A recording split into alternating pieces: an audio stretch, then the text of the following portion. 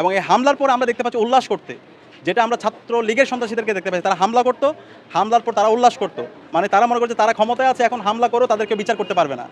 ৭০ জনের অধিক আমাদের নেতাকর্মী আহত হয়েছে এবং পাশাপাশি সাধারণ শিক্ষার্থীরা হামলায় আহত হয়েছে।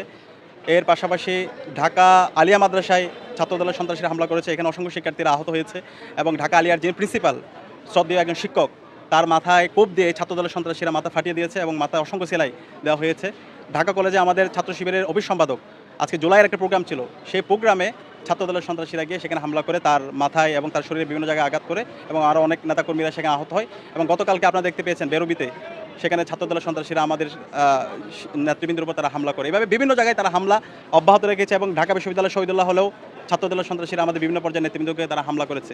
এবং এই হামলার পর আমরা দেখতে পাচ্ছি উল্লাস করতে, যেটা আমরা ছাত্র লীগের সন্ত্রাসীদেরকে দেখতে পাচ্ছি। তারা হামলা করতো, হামলার পর তারা উল্লাস করতো, মানে তারা মনে করছে তারা ক্ষমতায় আছে, এখন হামলা করেও তাদেরকে বিচার করতে পারবে না। তো ইতিহাস কাউকে ছাড় দেয় না। আমরা দেখতে পেয়েছি এই ছাত্রলীগের সন্ত্রাসীদের আজকে কী পরিণত হয়েছিল। এখন ছাত্রদল আলটিমেটলি তাদের ছাত্র বলতে কিছু নাই, এরা হলো অছাত্র, সব সন্ত্রাসী, সব চিন্তাইকারী, এদের সংগঠন হচ্ছে এটা। এবং দেখেন আজকে যারা এখানে হামলার সাথে জড়িত, শুধু ছাত্রদল না, যুবদলের সন্ত্রাসীদেরকে, নয়নের নেতৃত্বে এই সন্ত্রাসীদেরকে নিয়ে আসা হয়েছে এবং বিভিন্ন বিএনপি বিভিন্ন পর্যায়ে নেতৃবৃন্দ এখানে জড়িত আছে। এই হলো অবস্থা।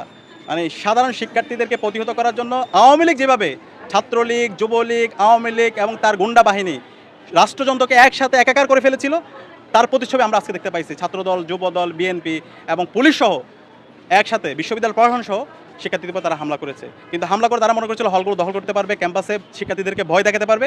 কিন্তু আজকে শিক্ষার্থীরা তাদের এই হামলার বিরুদ্ধে তারা প্রতিরোধ গড়ে তুলেছে। এবং আমরা তাদেরকে হুঁশিয়ার করছি, তারা যদি এই হামলার সাথে যারা জড়িত আছে তাদেরকে বিচার আওতায় না নিয়ে আসে এবং এই সন্ত্রাস অব্যাহত রাখে, তাহলে আমরা তাদেরকে কঠিন জবাব দেব। শিক্ষার্থীদেরকে সাথে নিয়ে আমরা তীব্র আন্দোলন গড়ে তুলব।